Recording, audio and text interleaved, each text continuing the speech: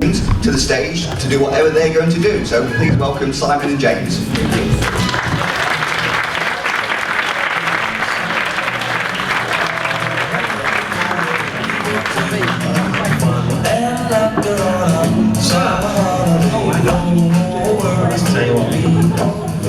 Let me give you that, sir.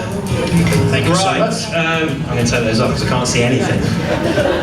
Oh, is it business club? Oh. Have you nicked my towel, James? No, I had to put it out here just to reserve my seat. I know you guys are. You've not seen it. Right, thank you for that. We had some fantastic feedback about some of the fireside chats that we've previously had. So because it's clearly summer, we thought actually we should do a poolside chat, which also means that I can stay in this attire for the rest of the day, which is brilliant. James, help yourself to a pew if you can jump on the seat. You didn't say it was a poolside chat. You said we're auditioning for the Barbie musical. I've got it all wrong. Right, in that case, Daniel, where are you? Can I say a quick welcome to James Fountain. So, some of you here may not know, James is a... What are you doing with my towel? That's my wife's towel. Get over it. So, some of you may not know, James is a former chairman of Newark Business Club. He's also been on the committee for 20 years. And also a previous Action Group chairman. In his day job, he's the managing director of Bazoo, who are a branded interactive agency with clients not only around the UK, but internationally, with some as far away as Japan. So, this is interesting, isn't it? Yeah. I suppose for other people in the room that maybe don't know James outside of the meeting, so many people know James because he stands at the front when you've booked your online ticket. Dorman, basically. You do look like that with your glasses on right now. Behind that, James is involved in that because from a business club perspective, he's involved in the website, he's involved in some of the marketing and some of the social media stuff that we've done as well. So I suppose behind that, tell us a bit more about James Fountain and what you do. So I think what would be interesting is to know how I got into marketing and advertising and that sort of thing. And I came from a family with a very strong sort of worker ethic, who also very creative. So during the holidays I do various things, but one of them I was on the market in Newark and I'd sell clothing. People call me a diesel fitter. Diesel fitter, diesel fitter.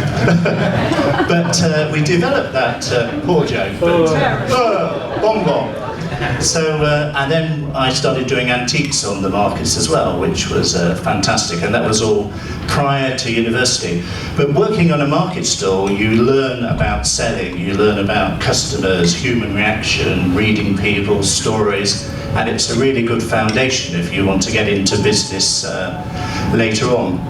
And the next little step was I was working for the there's a lot of Lincolnshire connections today, working for the Lincolnshire Archaeological Trust, and we put an exhibition on Lincoln called Lincoln Comes of Age. It was about 21 years of the history of Lincoln, and I was looking after the research and the publicity. So I took 5,000 Roman soldiers down to Pier on Blue Peter, a bit of a squash in the car, but they were model soldiers, and it was the 9th Hispania Roman Legion.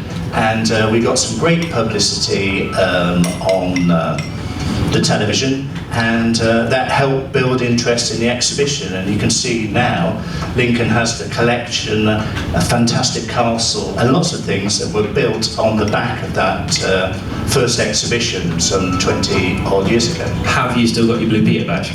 I've still got my Blue Peter badge, and it's amazing. I got the script out the other day, and you can see how things move so quickly. The script is all sort of typed up in sort of courier on sheets of You paper. now get a digital download if you go on Blue Digital Peter. download. So rumour has it, James, that you sold the world's most expensive corkscrew for over £200,000. Yeah, it's quite extraordinary. Having an advertising and design and marketing company, we were very involved just before the financial crunch in functional art, and we worked with a group of artists, and one of them was a guy called Rob. And if anyone's been to the Eden Project in Cornwall, he's done a giant nutcracker which is about 40 foot high, and it's a kinetic machine that then breaks a small nut. So we decided we wanted to have a corkscrew, and a corkscrew would be made from objet trouvé, which are found pieces and then we would find tool makers, and we would have all the pieces cast and put together to make this huge corkscrew, which once you cranked it up, it would automatically take the cork out of a bottle and they would gently pour it into a glass. It was about 15 foot high, an extraordinary thing, and we took it to Monaco for a big brand exhibition there, and we had some fantastic interest from people like Bono, Damien Hill, lots of other people, and also we had some other items, and one of those went to Fatboy Slim. But we did sell the corkscrew to some Mexicans, and they wanted to take it through Texas to get it back, so there was a very sort of long trail.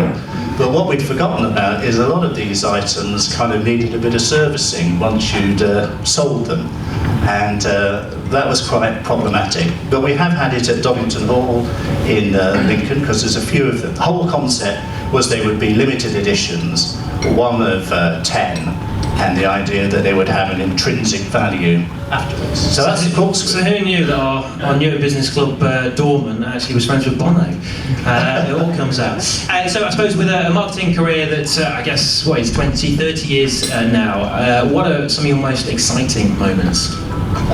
One of the most Bono was brilliant in that he signed our visitors book and he drew a glass of wine in the middle of his name, and I thought that's brilliant, isn't it? How he drunk some wine by then. Sorry? He drunk some wine by then. He might have done, because we were showing the machine. But yeah, lots of things. But one of them is I worked for Hillsdown Holdings, who had a big conglomerate with lots of different businesses. But a lot of those businesses were selling staples. So I was working on the brand side, looking at how we could take some of those products to market. And one of them was working, we produced for Marks & Spencer's the Oakham White, which is a branded sort of egg. And if you go into any Marks & Spencer's, you'll see the Oakham White.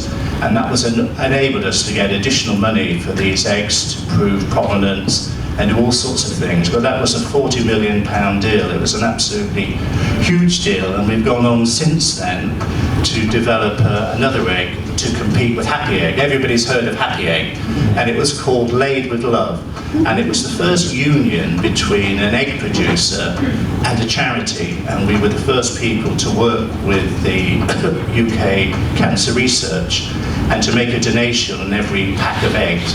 And as I said to Rachel earlier, it's extraordinary the professionalism of charities, and Cancer UK are based in the Angel, but their marketing and input is absolutely phenomenal, how they can help brands and what have you. So those are two quite amazing projects.